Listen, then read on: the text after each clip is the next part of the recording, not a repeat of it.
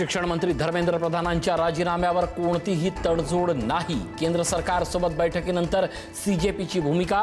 3 पैकी 2 मागण्यांवर सरकार सकारात्मक। उद्या दुपारी 2 वाजेपर्यंत सरकारने वेळ मागितल्याची सीजेपीची माहिती।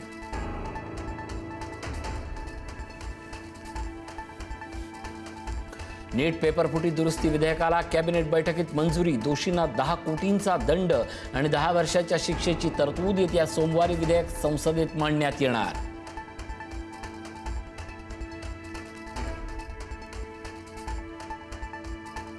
अखेर सोनम वांगचुक यांचं उपोषण मागे। 6व्या दिवशी वांगचुक यांनी सोडलं उपोषण। जेपी नड्डा, जितेंद्र सिंह यांच्या उपस्थितीत उपोषण मागे।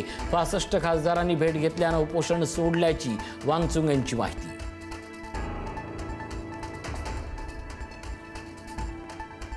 शनिवारी रविवारी जंतर मंतरवर गर्दी होऊ शकते। त्या पार्श्वभूमीवर आजच अटकेची दिपकेंकडून शक्यता व्यक्त।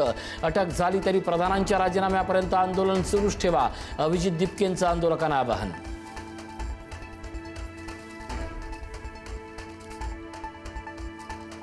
विद्यार्थ्यांना धर्मेंद्र प्रधानांचा राजीनामा हवाय। दिशाभूल करत विद्यार्थ्यांच्या बुद्धीचा अपमान करू नका। पंतप्रधान मोदींच्या व्हिडिओनंतर राहुल गांधींची प्रतिक्रिया।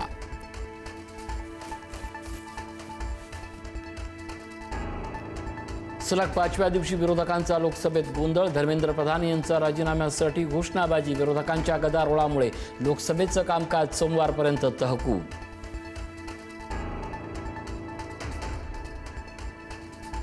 जंतर मंतरवर विद्यार्थ्यांवर झालेला लाठीचार्ज वेदनादायी। भाजपचे ज्येष्ठ नेते मुरली मनोहर जोशींकडून नाराजी व्यक्त।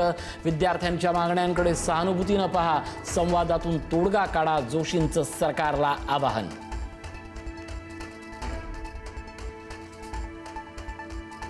जंतर मंतरवर आंदोलन करणाऱ्या विद्यार्थ्यांच्या प्रश्नांवर सुनावणीला सुप्रीम कोर्ट तयार। लाठीचार्जच्या बाबत याचिकेवर 27 जुलै रोजी होणार सुनावणी।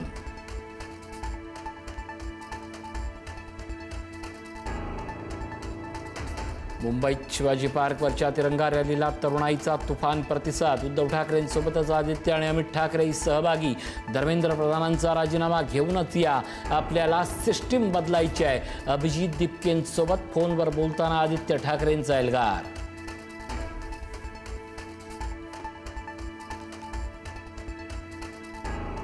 दादरमधील विद्यार्थी आंदोलनावेळी पुरुष आंदोलकांकडून महिलेशी गैरवर्तन झाल्याचा आरोप। रोहित पवार आणि वर्षा गायकवाड यांचा एक्स पोस्ट करत आरोप, तर व्हिडिओचा चुकीचा अर्थ लावल्याचं सांगत मुंबई पोलिसांकडून सारवासारव।